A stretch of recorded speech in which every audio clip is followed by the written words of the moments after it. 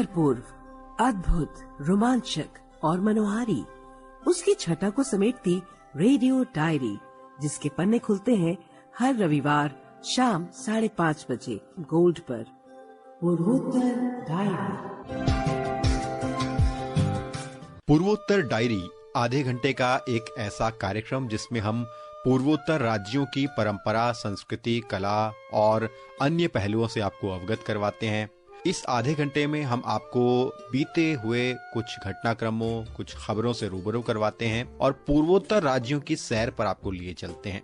तो 8 राज्यों के इस संगम की सैर पर श्रोताओं, आज फिर हम आपको लिए चलते हैं। पूर्वोत्तर डायरी का ये नया अंक लेकर मैं आपके बीच हाजिर हूँ, आपका दोस्त कमल कुमार प्रजापति। पूर्वोत्तर डायरी। श्रोताओं, कार्यक्रम की शुरुआत करते हैं और अपनी डायरी का पहला पन्ना खोलते हैं। डायरी का ये मुख्य पृष्ठ हमारा सजा होता है किसी एक विशेष पूर्वोत्तर राज्य की संस्कृति, कला और समृद्ध परंपरा से। तो आज बारी है मणिपुर की। तो मणिपुर की हम बात करते हैं।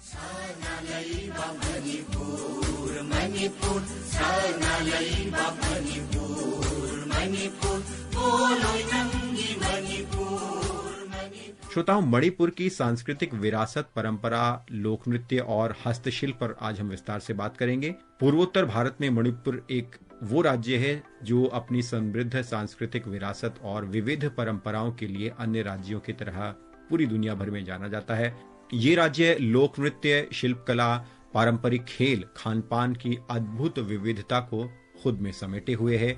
नृत्य और संगीत की अगर हम बात करें तो मणिपुर का रासलीला नृत्य विश्व प्रसिद्ध है। ये नृत्य राधा कृष्ण की दिव्य प्रेम कथा पर आधारित है और इसे गहरी भक्ति के साथ प्रस्तुत किया जाता है। इसके अलावा हम बात करें तो थांगता एक मार्शल आर्ट आधारित नृत्य है और इसमें तलवार और भाले का इस्तेमाल किया जाता है। नुपा पाला ये भी एक बहुत महत्वपूर्ण नृत्य है जिसे सिंबल डांस भी कहते हैं। ये पुरुषों के समूह का एक नृत्य है जिसमें मृदंग और खड़ताल के ताल पर नृत्य किया जाता है। अब हम पारंपरिक खेलों की बात करें तो मणिपुर पूर्वोत्तर राज्यों में खेलों के मामले में सबसे प्रसिद्ध राज्य है और मणिपुर का खेल इतिहास भी बहुत समृद्ध रहा है। जैसे यहाँ का सगोल कांगजेई एक आधुनिक पोलो की तर्ज पर एक खेल है और यहाँ का प्रमुख खेल भी इसे माना जाता है। इसके अलावा और भी प्रमुख खेल हैं जैसे खोंग कांगजेई, ये मणिपुरी हॉकी की तर्ज पर एक खेल है और हियांग तानबा ये एक नौका दौड़ की प्रतियोगिता है। सांस्कृतिक और आध्यात्मिक महत्व को ये सभी खेल दर्शाते हैं और बड़ी धूमधाम के साथ और भागीदारी के साथ राज्य भर में इन खेलों का आयोजन किया जाता है।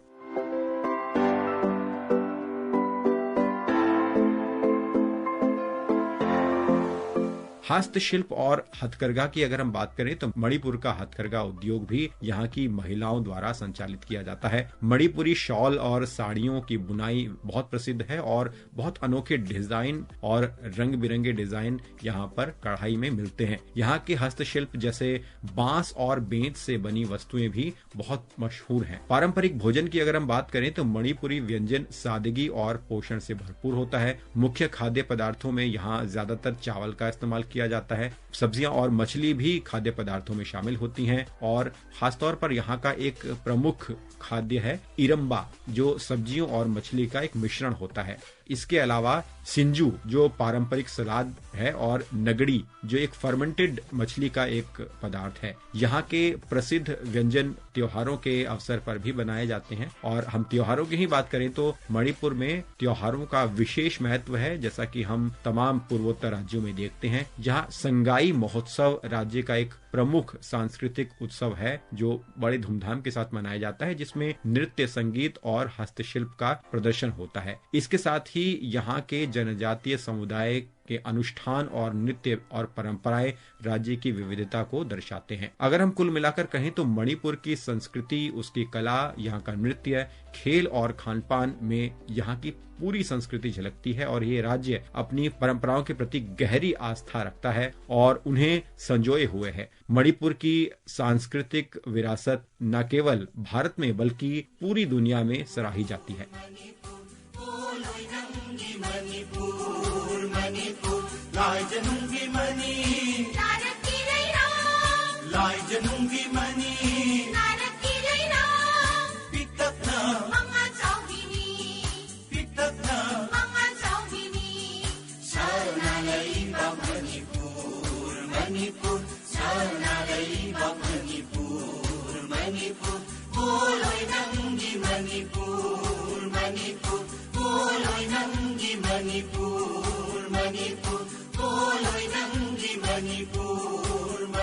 श्रोताओं,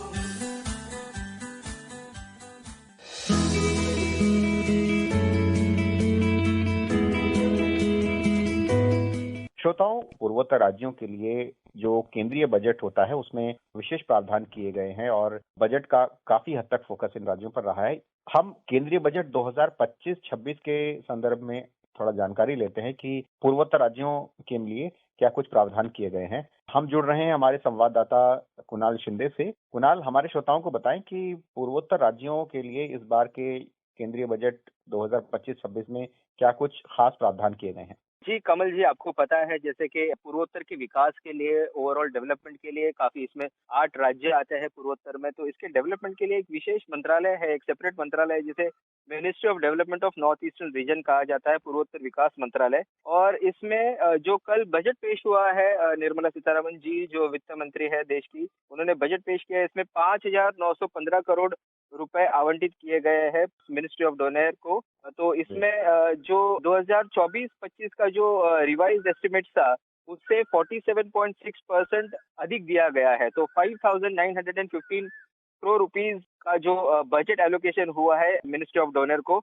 और इस वृद्धि के साथ विभिन्न राष्ट्रीय योजनाओं, पूर्वोत्तर क्षेत्र जो एनईआर रीजन कहा जाता है, इसमें बुनियादी ढांचे, कनेक्टिविटी, कृषि, उद्योग और सामाजिक कल्याण में सुधार लाने में काफी इसमें सहायता होगी। अगर प्रमुख बात की जाए तो जो कनेक्टिविटी और बुनियादी ढांचे की बात कर रहे हैं तो उड़ान का जो रिमॉडिफाइड लॉन्च होने वाला है, उड़ान स्कीम का, जो पूरे देश का आम नागरिक इसे कहा जाता है। तो इसमें जो क्षेत्रीय जो कनेक्टिविटी योजना है ये, इसमें 120 नए गंतव्य तक विस्तार होगा और इसका सीधा सीधा लाभ एनईआर को भी मिलने वाला है। इसमें बेहतर कनेक्टिविटी होगी। इसमें एक खास बात यह है इस उड़ान स्कीम की जो रिमॉडिफाइड है, तो इसमें छोटे जो हवाई अड्डे है जो हिली एरियाज में है और हेलीपैड्स जो है, इसका विकास विशेष रूप से होने वाला है। और इससे अगले 10 वर्षों में 4 करोड़ यात्रियों को सेवा प्रदान की जाएगी। ये लक्ष्य रखा है मिनिस्ट्री ऑफ डोनेयर ने। ऊर्जा क्षेत्र में भी सुधार होगी। राज्यों को 0.5% अतिरिक्त जीएसडीपी उधार लेने की अनुमति मिलेगी यदि वे बिजली वितरण और ट्रांसमिशन सुधार लागू करते हैं।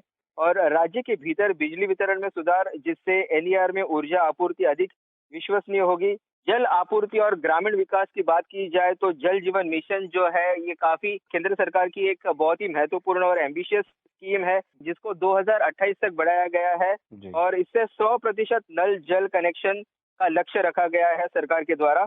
और ग्रामीण क्षेत्रों में गुणवत्ता और स्थिरता पर विशेष ध्यान दिया जाएगा। कृषि और उर्वरकों में आत्मनिर्भरता की बात करें तो आसाम में नामरूप करके जो जगह है वहां पर ये यूरिया संयंत्र होगा।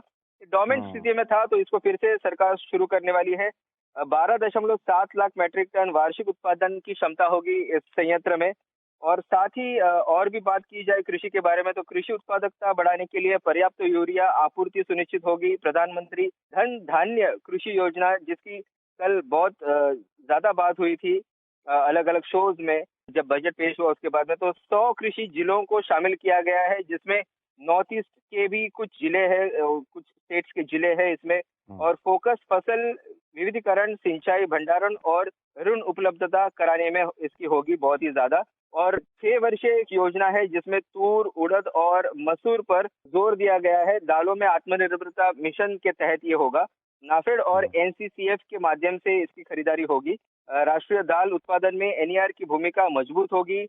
साथ ही जो वित्तीय समावेशन, जो फाइनेंशियल इंक्लूजन की अगर हम जो बात करते हैं, इसमें इंडिया पोस्ट की एक बहुत ही महत्वपूर्ण भूमिका इस बार देखी जाएगी। इंडिया पोस्ट ग्रामीण क्षेत्रों में वित्तीय सेवाओं को बढ़ावा देगा। सूक्ष्म उद्यम ऋण, डीबीटी नकद हस्तांतरण और संस्थागत बैंकिंग सेवाएं प्रदान होगी इसमें। और उद्योग और रोजगार में भी एमएसएमई के लिए काफी बजट एलोकेशन किया गया है। तो एमएसएमई वर्गीकरण में उच्च निवेश और टर्नओवर सीमा, निर्यातक एमएसएमई के लिए 20 करोड़ तक का क्रेडिट गारंटी कवर। महिला सशक्तिकरण की बात की जाए तो जो हमेशा सरकार का फोकस एरिया रहता है, तो वुमेन एम्पावरमेंट में 8 करोड़ बच्चों और एक ये जो पोषण इसे कहते हैं सक्षम आंगनवाड़ी और पोषण 2.0, तो इसमें 8 करोड़ बच्चे, 1 करोड़ गर्भवती महिलाएं, तो इनको पोषण सहायता मिलेगी। 20 लाख किशोरियों को भी इसमें लाभ मिलने वाला है, विशेष रूप से एनईआर और आकांक्षी जिलों में। त्रिपुरा की अगर बात की जाए तो त्रिपुरा का जो ढलाई जिला है ये आकांक्षी जिला में आता है। और पर्यटन विकास होने वाला है। कुणाल की जैसे पर्यटन और इंफ्रास्ट्रक्चर को लेकर सरकार बहुत फोकस कर रही है और खासतौर पर जो पूर्वोत्तर राज्य हैं वहाँ पर्यटन पर बहुत फोकस रहता है। तो इस बारे में हमारे श्रोताओं को विस्तार से बताएं कि कैसे पर्यटन को इस बजट में बढ़ावा दिया गया है और पहले जो प्रावधान किए गए हैं उसका भी जो असर दिख रहा है वो कितना दिख रहा है।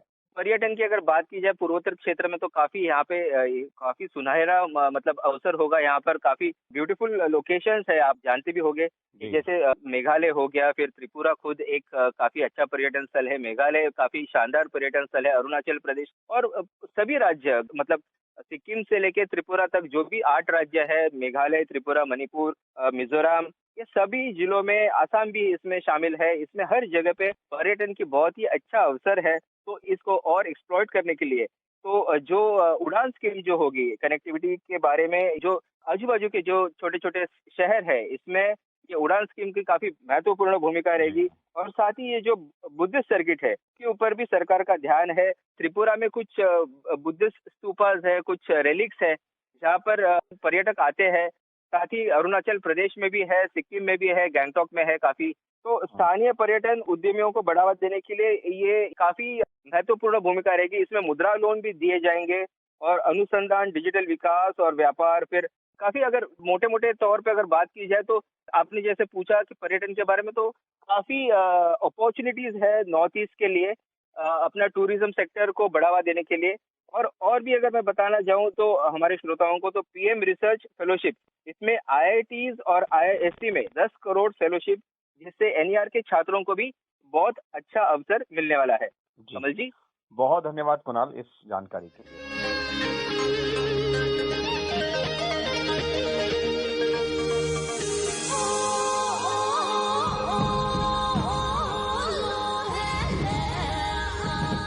श्रोताओं, अब हम नागालैंड चलते हैं। नागालैंड में फुटबॉल की एक विशेष लीग का आयोजन किया जा रहा है। 28 जनवरी से ये लीग शुरू हो चुकी है और 31 मार्च तक इस लीग के तहत बहुत से फुटबॉल मैच खेले जाएंगे। नागालैंड सुपर लीग एक महत्वपूर्ण फुटबॉल टूर्नामेंट है और इस टूर्नामेंट के आयोजन से नागालैंड ही नहीं बल्कि पूरे देश भर में फुटबॉल के प्रोत्साहन को लेकर बहुत ज्यादा उत्साह देखा जा रहा है। नागालैंड में तो विशेष तौर पर फुटबॉल देखने के लिए बहुत से दर्शक पहुंच रहे हैं। एक और इस लीग के तहत पहल की जा रही है कि नागालैंड में जितने भी स्कूल हैं वहां पर विद्यार्थियों को फुटबॉल से जोड़ने के प्रयास किए जा रहे हैं। इसके तहत एक विशेष पहल आयोजित की गई है। तो आइए नागालैंड सुपर लीग पर हम ये विशेष रिपोर्ट सुनते हैं। नागालैंड सुपर लीग 2025 का उद्घाटन समारोह चुमुकेदिमा फुटबॉल स्टेडियम में हुआ, जिसमें मुख्यमंत्री नीफी रियो ने भव्य शुभारंभ किया। श्री रियो ने इस ऐतिहासिक क्षण को राज्य में खेलों के नए युग की शुरुआत बताया। Indeed, we're creating a history, and I hope from here forward we will bring glory to our people, our state, and to your own. Shri रियो ने इस बात पर जोर दिया कि एनएसएल सिर्फ एक टूर्नामेंट नहीं है, बल्कि नागालैंड में खेल के प्रति जुनून जगाने और फुटबॉल में बदलाव लाने का एक आंदोलन है। एनएसएल को वास्तविकता बनाने के लिए मेहनत करने वाले सभी को आभार व्यक्त करते हुए उन्होंने ऑल इंडिया फुटबॉल फेडरेशन को भी उनके लगातार समाधान के लिए धन्यवाद दिया। President of All India Football Federation and Joint Secretary of the Indian Olympic Association for giving all the support and guidance wholeheartedly work upon to enable us to get a license to play the league. मुख्यमंत्री ने खिलाड़ियों को उत्कृष्टता प्राप्त करने के लिए केंद्रित, अनुशासित और दृढ़ संकल्प रहने और नागालैंड को राष्ट्रीय और अंतर्राष्ट्रीय फुटबॉल मंच पर लाने के लिए प्रोत्साहित किया। इसके अतिरिक्त उन्होंने अगले 2 से 3 वर्षों में हर जिले में एस्ट्रोटर्फ मैदान स्थापित करने की घोषणा की। We have completed 6 AstroTurfs in 6 districts, and in 2-3 years, we assure you that we'll complete in all the districts with AstroTurfs down like this stadium for the players to give equal opportunities to play in the best grounds so that we can compete. इन भावनाओं को दोहराते हुए all India football federation के अध्यक्ष कल्याण चौबे ने नागालैंड में खेलों के भविष्य के लिए एक गेम चेंजर के रूप में एनएसएल के लॉन्च की प्रशंसा की। लीग के उद्घाटन के साथ साथ फीफा की फुटबॉल फॉर स्कूल्स पहल को भी शुरू की गई, जिसमें श्री चौबे ने राज्य भर के स्कूलों में वितरण के लिए स्कूल एजुकेशन डिपार्टमेंट को 2484 फुटबॉल में से पहली फुटबॉल भेंट की। नागालैंड सुपर लीग में कुल 7 टीम शामिल है और मैच हर बुधवार और शनिवार को खेले जा रहे हैं।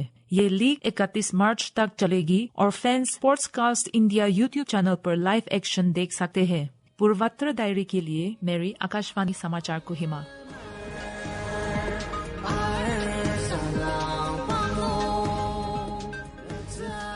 श्रोताओं, अब हम बात करने जा रहे हैं कि किस तरह से पूर्वोत्तर राज्यों में ऑर्गेनिक मछली पालन को प्रोत्साहन दिया जा रहा है और हाल ही में पूर्वोत्तर राज्यों में ऑर्गेनिक फिशिंग के प्रोडक्शन को लेकर क्लस्टर की शुरुआत हुई है। इस बारे में विस्तार से हम ज्यादा जानकारी ले रहे हैं हमारे संवाददाता मानस प्रतिम शर्मा से। मानस, हमारे श्रोताओं को बताएं कि ये किस तरह की पहल है और कैसे इससे ऑर्गेनिक फिशिंग की प्रोडक्शन में मदद मिलेगी।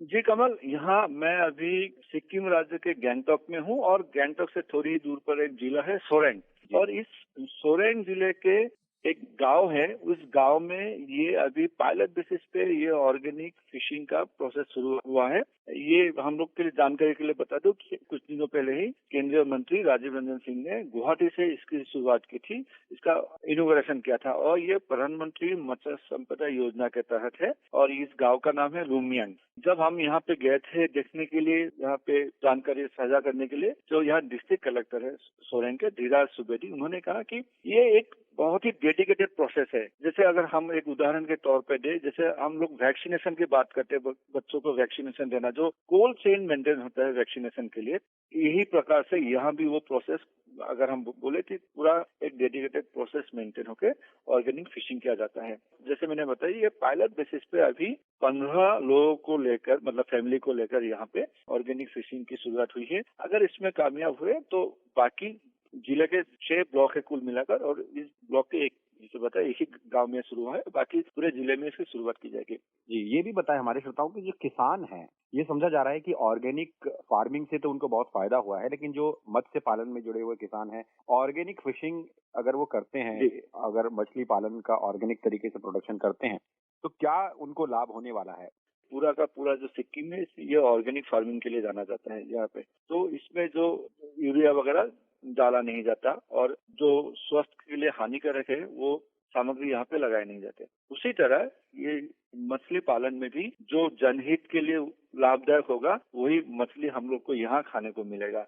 इसमें उत्पादन भी बढ़ेंगे और साथ में ये भी होगा, जैसे आप जो खान पान है या इसमें जो फल सब्जी है वो तो ऑर्गेनिक है, लेकिन जो मछली है अभी तक ऑर्गेनिक कहीं पे नहीं है। तो यहाँ से एक शुरुआत होने जा रहा है, मतलब मैं कह रहा हूँ शुरुआत हो चुका है, धीरे धीरे ये बढ़ के पूरे प्रदेश में आएगा और पूरे देश भर के लिए कहेंगे कि ऑर्गेनिक फिशिंग की एक शुरुआत है।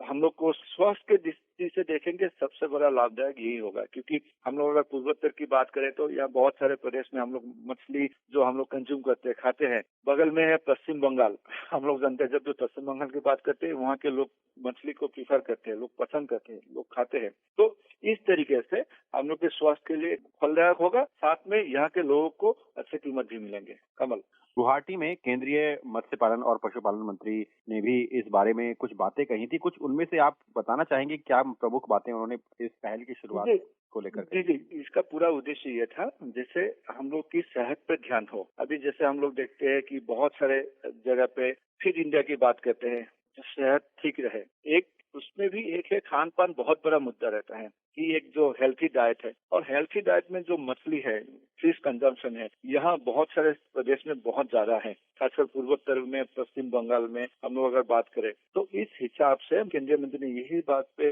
जोर देकर कहा कि ये पूरे देश के लिए एक फ्लैग बेरर होगा सिक्किम से, कि पूरे देश में हम लोग ऑर्गेनिक फार्मिंग को हम लोग बढ़ावा दें, साथ में ऑर्गेनिक फिशिंग को। इस पे मैं फिर दोहराना चाहता हूँ, सिक्किम भारत का ऐसा पहला प्रदेश है जो पूरी तरह से ऑर्गेनिक फार्मिंग पे डिपेंड है, मतलब ऑर्गेनिक कृषि ये लोग अपना चुके हैं। अभी मछली पालन में भी यहाँ पे जिला प्रशासन, यहाँ के लोग, यहाँ के प्रदेश सरकार और केंद्र सरकार के, क्योंकि ये जो पूरा का पूरा स्कीम है प्रधानमंत्री मत्स्य संपदा योजना के तहत है, तो केंद्रीय मंत्री ने इस पे बल दिया था कि ये यहाँ शुरुआत है और इससे पूरे देश को आने वाले दिनों में फायदा मिलेगा। जी, बहुत धन्यवाद मानस, इस जानकारी के लिए आपने विस्तार से बताया।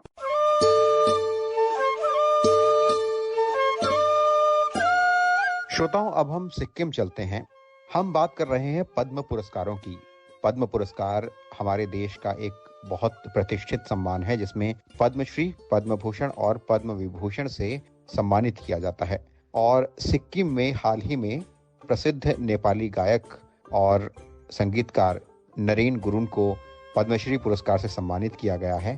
तो हम आपको एक साक्षात्कार सुनवा रहे हैं जो हमारे सिक्किम संवाददाता ने हम तक पहुंचाया है, जिसमें उन्होंने श्री नरेन गुरुङ से बात की है उनकी गायकी, उनके जीवन और उनके प्रेरणादायी जीवन पर। तो आइए ये साक्षात्कार विस्तार से सुनते हैं। नमस्कार श्रोताओं, केंद्र सरकार ने हाल ही में पद्म पुरस्कारों का घोषणा किया है। इनमें से पद्मश्री अलग अलग क्षेत्रों में विशिष्ट योगदान देने वाले भारतीय नागरिकों को दिया जाता है। इस वर्ष यह चौथा सर्वोच्च नागरिक सम्मान के लिए सिक्किम राज्य से प्रसिद्ध नेपाली लोक गायक तथा संगीतकार श्री नरेन गुरुङ को मनोनीत किया गया है। नॉर्थ ईस्ट डायरी में बातचीत करने के लिए आज श्री गुरुङ हमारे बीच उपस्थित हैं। आपको हार्दिक बधाई के साथ स्टूडियो में स्वागत। नमस्कार। नमस्कार। सर्वप्रथम अपने प्रारंभिक जीवन और संगीत शिक्षा के बारे में जानकारी प्रदान करें। शिक्षा कोई भी हो, उसको मनन करने के लिए आत्मबल चाहिए और एक आत्म इच्छा भी चाहिए। इच्छा होने से सब कुछ बन जाता है, ये सब लोग जानते हैं। लेकिन उसमें सिंसियरिटी जो होता है उसको और डेडिकेशन जो होता है उसके लिए काम करना पड़ता है। उसको हाथ में लेके काम करने से लोग आगे बढ़ते हैं। तो जो मेरा सब्जेक्ट था वो भी बाल्यकाल से ही शुरू हुआ था जी, तो मैंने उसको छोड़ा ही नहीं। इसके पीछे मैं अभी भी चल रहा हूँ, अभी भी सीख रहा हूँ। जी, संगीत सीखने की प्रेरणा कहाँ से मिली और इसमें रुचि कैसे जगी? ये तो ऐसा हुआ कि रेडियो का गीत सुनते सुनते कई गुरुओं का नाम लिया जाना चाहिए जी।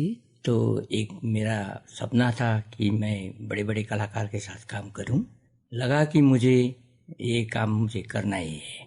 तो मैंने एक गुरु तो शांति ठटाल गुरामा को लिया जी। उसके बाद मैंने डांस के लिए बिरजू महाराज के नाम मैंने सुना था, उसका भी मैंने दर्शन किया। एक और गायक मैंने मन्नाडी जी को बहुत पसंद करता था, उसके साथ भी मैंने एक ही मंच में काम करने का मौका मिला। तो ये सब एक प्रेरणा मिली। जी, नेपाली लोक संगीत के विभिन्न प्रकारों के बारे में संक्षिप्त रूप में कृपया जानकारी प्रदान करें। नेपाली लोकगीत एक ऐसा चीज है जो हमारा जीवन में पर्याप्त मिलता है जी। तो ये है कि हमारा खान पान, रहन सहन, जो जीने का एक तरीका होता है, जो खेती पाती होती है और शादी ब्याह, ये सब में हमारा गीत संगीत का चीज रहते हैं जी। उसको लेना बहुत जरूरी होता है जी। जैसे दशहरा में मालश्री गाया जाता है, दिवाली में भैलिनी गाया जाता है, उसी तरह से पूजा पाठ में बालन, संगीनी ये गाया जाता है। और खेती पाती में तो हर एक खेती पाती में जी गीत होता है। तो हम लोग इसको अपनी भाषा में बोलते हैं भाका। तो हम लोग का एक एक गली में एक एक जगह में अपना अपना भाका मिलते हैं। तो बहुत सुंदर होता है वो और गाने में भी मजा आता है। जी, आप गीतकार है, संगीतकार है, नृत्य निदेशक है और आपने विभिन्न गीतों का रचना भी किया है। आपकी सबसे पसंदीदा संकलन क्या है? ये थोड़ा गाकर भी हमें सुना दीजिए। अच्छा, संकलन में तो बहुत सारे गीत आया जाता है, फिर भी कई संकलन ऐसा होता है। मैं आपको एक ठाड़ो वाका का एक संकलन सुनाता हूँ। उँधै लाग्यो काली गंगा हो,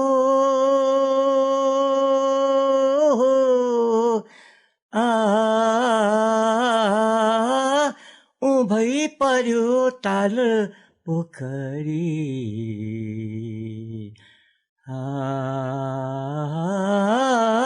समझी समझी बसूं कसोरी। जी, अभी आप क्या कर रहे हैं और भविष्य में क्या करने की योजना है? अभी मेरे पास बहुत सारे काम पड़े हुए हैं जी।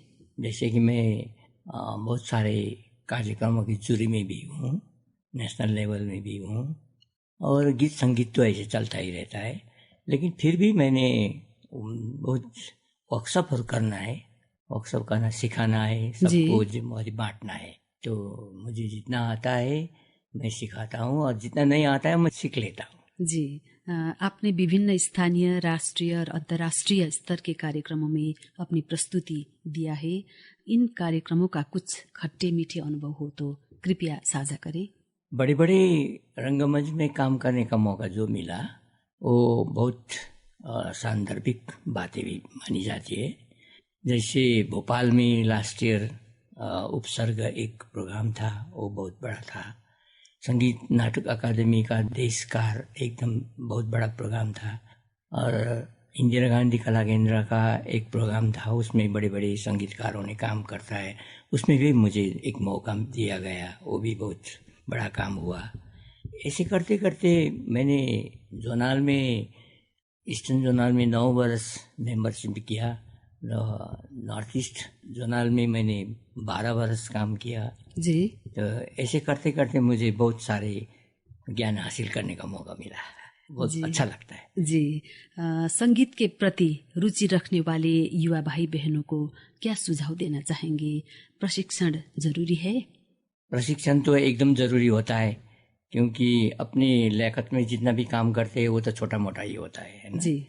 तो जब हम सोचेंगे कि ये बड़ी चीज़ है, ये बड़ी औकात के साथ हमें लेना चाहिए, अच्छे विचारों के साथ लेने से ठीक होता है ना। तो इसलिए कोई भी संगीत हो, किसी का भी हो, वो हम ले सकते हैं और लेना भी पड़ता है। तो हम अपना वो लिमिटेड नॉलेज में ना रहे। जी। मेरा गुरु बोलता था कि एक छोटा सा रास्ता लेके मत चलो, लंबा रास्ता लेके चलो बोलता था। सचमुच ऐसे ही लगता है और ये लंबा रास्ता लेने से ठीक लगा मुझे। और प्रशिक्षण बहुत जरूरी है। अत्यंत व्यस्तता के बीच भी आपने समय निकालकर अपना विचार तथा अनुभव हमारे श्रोताओं के बीच साझा किया, इसके लिए आपको मैं हार्दिक धन्यवाद देती हूँ और हमारे समस्त श्रोताओं की तरफ से पद्मश्री पुरस्कार के लिए हार्दिक बधाई तथा शुभकामना प्रकट करती हूँ। नमस्कार। मैं सभी श्रोताओं तथा गंतुक आकाशवाणी को धन्यवाद देता हूँ। नॉर्थ ईस्ट डायरी में अभी आप सुन रहे थे सिक्किम के प्रसिद्ध लोक गायक तथा संगीतकार श्री नरेन गुरुङ के साथ लिए गए अंतर्वार्ताकार उषा शर्मा।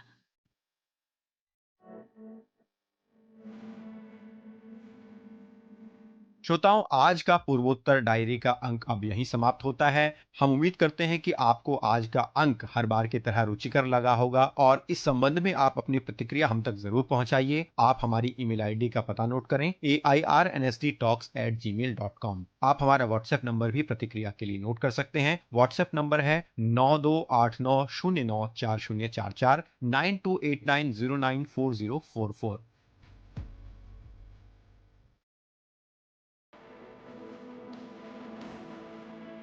हम अगले रविवार शाम 5:30 बजे आपके साथ पूर्वोत्तर डायरी का एक नया अंक लेकर फिर उपस्थित होंगे। आज के कार्यक्रम को हम यहीं समाप्त करते हैं। नमस्कार। ये कार्यक्रम आकाशवाणी के समाचार सेवा प्रभाग द्वारा प्रस्तुत किया गया। आलेख व संकलन कमल कुमार प्रजापति। प्रस्तुति सहायक दानिश जैदी।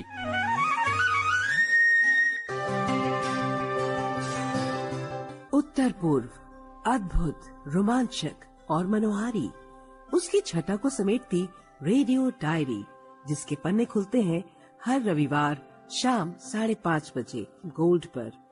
पूर्वोत्तर डायरी।